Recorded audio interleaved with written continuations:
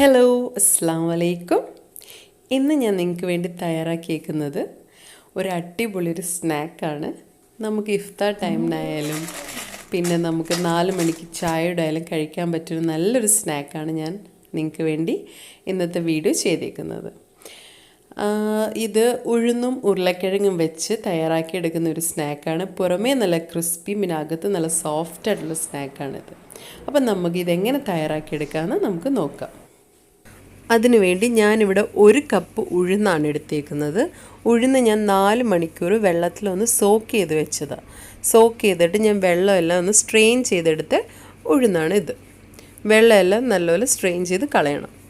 ഇനി നമുക്ക് ഈ ഉഴുന്ന് 1 കപ്പ് ഉഴുന്നാണ് ഒന്ന് ബ്ലെൻഡറിലൊന്ന് നമുക്കൊരു സ്മൂത്ത് പേസ്റ്റായിട്ട് അടിച്ചെടുക്കേണ്ട. ഇച്ചിരി തരിയോട് കൂടി നമുക്കിതൊന്ന് നല്ലപോലെ ബ്ലെൻഡ് ചെയ്തെടുക്കണം.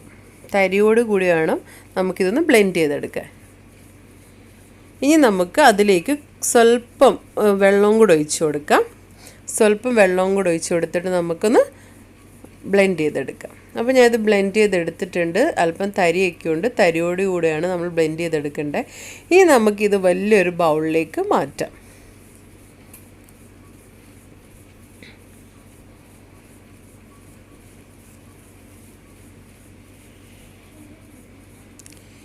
അപ്പോൾ ഇതെല്ലാം നമ്മൾ ബൗളിലേക്ക് ഇട്ട് കഴിഞ്ഞ് ഇനി നമുക്ക് ഇതിലേക്ക് മസാലകൾ ഇട്ട് കൊടുക്കാം.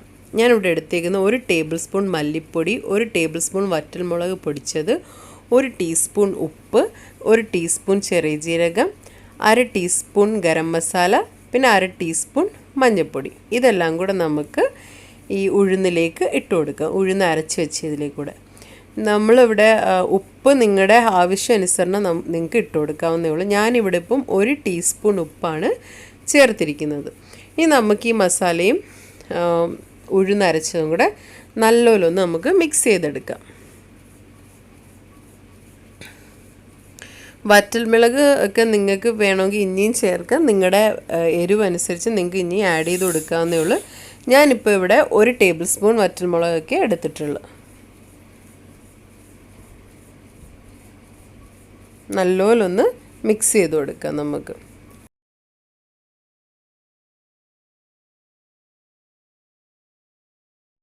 ഇനി നമുക്ക് ഇതിലേക്ക് ഒരു 4 പച്ചമുളക് ചെറുതായി അരിഞ്ഞത് നമുക്ക് ഇട്ട് കൊടുക്കാം. പിന്നെ നമുക്കിതിലേക്ക് 1 ടേബിൾ സ്പൂൺ കറിവേപ്പില ഒന്ന് അരിഞ്ഞത് നമുക്ക് ഇട്ട് കൊടുക്കാം. പിന്നെ 1 ടേബിൾ സ്പൂൺ പുതിനയില ഒന്ന് ചെറുതായി അരിഞ്ഞത് നമുക്ക് ഇട്ട് കൊടുക്കാം. പിന്നെ ഞാൻ ഇവിടെ എടുത്തേക്കുന്ന 1 ടേബിൾ സ്പൂൺ മല്ലിയിലയും കൂടെ നമുക്ക് ചേർത്ത് കൊടുത്തിട്ട് നല്ലപോലെ ഈ ഉഴുന്നിൻ്റെ കൂട്ടായിട്ട് നല്ലപോലെ ഒന്ന് മിക്സ് ചെയ്തെടുക്കാം. അപ്പോൾ കറിവേപ്പില, പിന്നെ പച്ചമുളക്, മല്ലിയില, പുതിനയില ഇതെല്ലാം കൂടെ നമുക്ക് ഒന്ന് മിക്സ് ചെയ്ത് കൊടുക്കാം. അടുത്തത് ഞാൻ ഇതിലേക്ക് ഇട്ട് കൊടുക്കുന്നത് ഒരു 4 ഉരുളക്കിഴങ്ങ് ഞാൻ ഇതുപോലെ നീളത്തിൽ അരിഞ്ഞതാണ്. നല്ല ചെറിയ രീതിയിലാണ് ഇത് അരിയേണ്ടത്. 4 ഉരുളക്കിഴങ്ങ്, ചെറിയ 4 ഉരുളക്കിഴങ്ങാണ്. ഇതേപോലെ ചെറുതായിട്ടാണ് ഞാൻ അരിഞ്ഞെടുത്തേക്കുന്നത്. കനം കുറച്ച് വേണം നമ്മൾ ഇത് നീളത്തിൽ അരിഞ്ഞെടുക്കാൻ. 4 ഉരുളക്കിഴങ്ങ് ഞാൻ ചെറുതെടുത്തിട്ടുള്ള, നിങ്ങൾക്ക് വേണമെങ്കിൽ 2 വലുത് ഉരുളക്കിഴങ്ങ് എടുത്താലും മതി. അപ്പം നമുക്ക് ഇത് ഞാൻ അരിഞ്ഞിട്ട് ഒന്ന് വെള്ളത്തിലിട്ട് ചെറിയ ഒരു കുറച്ച് ഉപ്പ് ഇട്ടിട്ട് വെള്ളത്തിലിട്ട് വെച്ചിരുന്ന ഉരുളക്കിഴങ്ങ് ഇത്. ഇനി നമുക്ക് ഇതൊന്ന് വെള്ളം പിഴിഞ്ഞ് കളഞ്ഞിട്ട് നമുക്ക് ഈ കൂട്ടിലോട്ടൊന്ന് ചേർത്ത് കൊടുക്കാം. 4 ഉരുളക്കിഴങ്ങാണ് ഞാൻ എടുത്തേക്കുന്നത്. ചെറിയ ഉരുളക്കിഴങ്ങ് ചെറിയ രീതിയിൽ അരിഞ്ഞതാണ്. നീളത്തിൽ കനം കുറച്ചാണ് ഞാൻ അരിഞ്ഞേക്കുന്നത്. അപ്പം നമുക്ക് പെട്ടെന്ന് വെന്ത് കിട്ടും. അതുകൊണ്ടാണ് നീളത്തിൽ ചെറുതായിട്ട് അരിഞ്ഞേക്കുന്നത്. വലിയ ഉരുളക്കിഴങ്ങാണെങ്കിൽ 2 എണ്ണം എടുത്താൽ മതി, ഇത്രയും ക്വാണ്ടിറ്റി സാധനങ്ങൾക്ക് വേണ്ടി. ഇനി നമുക്ക് ഈ ഉരുളക്കിഴങ്ങും കൂടെ ഈ കൂട്ടായിട്ട് നല്ലോണം ഒന്ന് മിക്സ് ചെയ്തെടുക്കാം.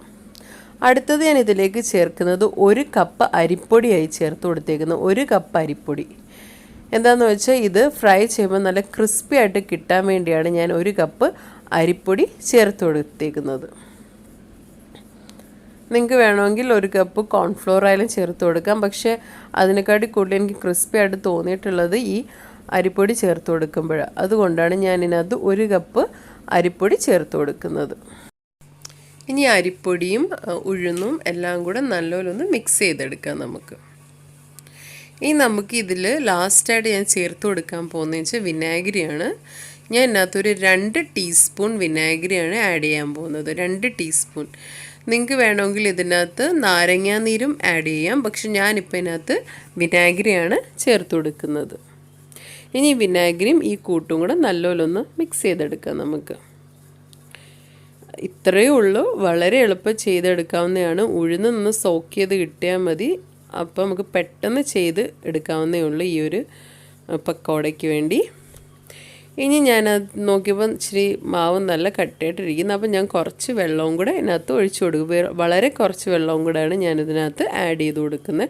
അപ്പോൾ കുറച്ചൊന്ന് ലൂസാക്കി കിട്ടാൻ വേണ്ടി ഞാൻ ഈ വെള്ളം ആഡ് ചെയ്ത് കൊടുത്തു.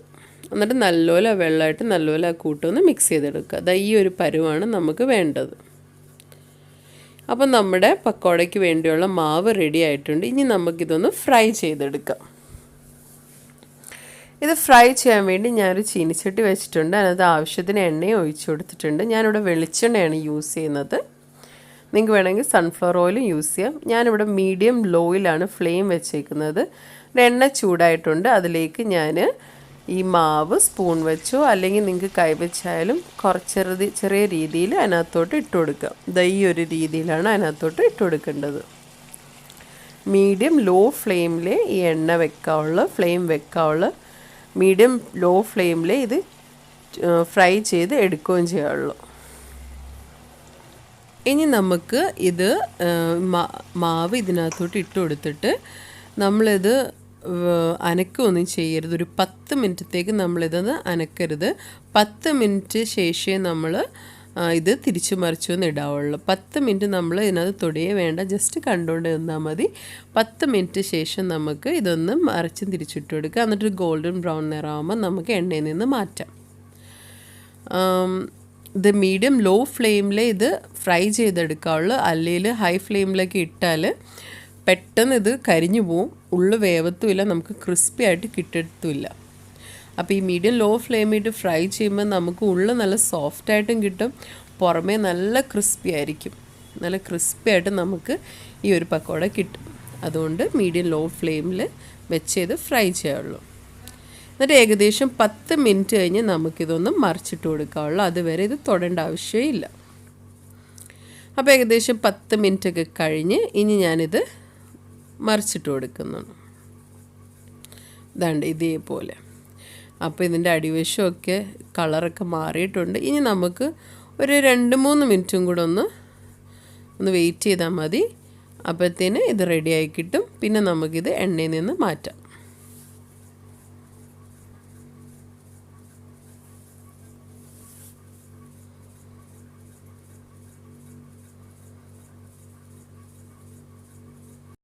അപ്പോൾ ഇത് റെഡി ആയിട്ടുണ്ട്.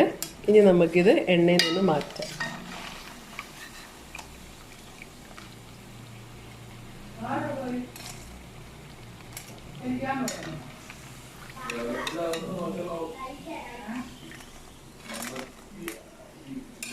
നല്ല ക്രിസ്പി ആയിട്ടുണ്ട്. കാരണം എന്താ, നമ്മളിതിലിടുമ്പോൾ തന്നെ അതാ കണ്ടോ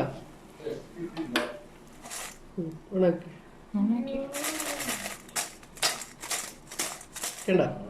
ഇനി നമുക്കിത് സെർവിങ് പ്ലേറ്റിലേക്ക് മാറ്റാം. അപ്പം നമ്മുടെ ബജി ഇവിടെ റെഡി ആയിട്ടുണ്ട്. നല്ല ഉഴുന്നും പൊട്ടറ്റോ ഒക്കെ ചേർത്ത് നല്ല അടിപൊളി ഒരു ബജിയാണ്. നല്ല ക്രിസ്പി ആയിട്ട് കിട്ടുന്നുണ്ട്. നമുക്ക് നല്ല സൗണ്ട് കേൾക്കണ്ട. നല്ല ക്രിസ്പി ആയിട്ട് കിട്ടിയിട്ടുണ്ട്.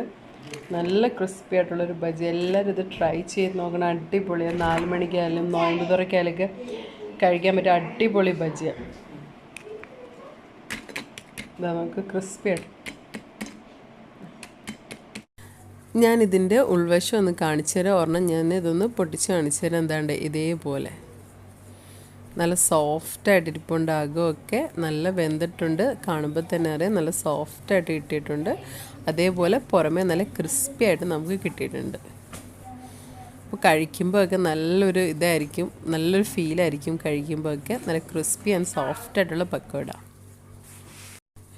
ഇത് കെച്ചപ്പിൻ്റെ കൂടെയും അല്ലെങ്കിൽ നല്ല ഗ്രീൻ ചില്ലി സോസിൻ്റെ കൂടെയൊക്കെ കഴിക്കാൻ പറ്റിയ ഒരു അടിപൊളി പക്കോടയാണ്. അത് ടിപ്പ് ചെയ്ത് കഴിച്ചാൽ ഒന്നുകൂടെ നല്ല രുചിയായിരിക്കും ഈ പക്കോടയ്ക്ക്. അപ്പോൾ എന്തായാലും എല്ലാവരും ഇതൊന്ന് ട്രൈ ചെയ്ത് നോക്കണം. വളരെ പെട്ടെന്ന് ഉണ്ടാക്കാൻ പറ്റിയതാണ്. നമുക്ക് ഉഴുന്നൊന്ന് വെള്ളത്തിൽ ഒരു 4 മണിക്കൂർ ഇട്ട് വെച്ച പിന്നെ അതുണ്ടെങ്കിൽ നമുക്കിത് പെട്ടെന്ന് ചെയ്തെടുക്കാൻ പറ്റിയ അടിപൊളി ഒരു സ്നാക്കാണ്. അപ്പോൾ എല്ലാവരും എന്തായാലും ഇത് ട്രൈ ചെയ്ത് നോക്കും. അപ്പോൾ ഇന്നത്തെ എൻ്റെ റെസിപ്പി വീഡിയോ നിങ്ങൾക്ക് ഇഷ്ടപ്പെട്ടെങ്കിൽ ഒന്ന് ലൈക്ക് ചെയ്യണം. ലൈക്ക് ചെയ്താൽ മാത്രം പോരാ, ഒന്ന് ഷെയർ ചെയ്യാൻ വേണം ഫ്രണ്ട്സിനും ഫാമിലിക്കൊക്കെ വേണ്ടി. പിന്നെ കമൻറ്റ് ചെയ്യാൻ വേണം. പിന്നെ ഒന്ന് സബ്സ്ക്രൈബ് ചെയ്യാൻ വേണം. ഇതുവരെ സബ്സ്ക്രൈബ് ചെയ്യാത്തവർ ഒന്ന് സബ്സ്ക്രൈബ് ചെയ്യണേ പ്ലീസ്. പിന്നെ ആദ്യമായിട്ട് കാണുന്നവരാണെങ്കിൽ ഒന്ന് സബ്സ്ക്രൈബ് ചെയ്തേക്കണേ പ്ലീസ്. അപ്പോൾ വീണ്ടും പുതിയൊരു റെസിപ്പി വീഡിയോ ആയിട്ട് വരുന്നിടം വരെ താങ്ക് യു.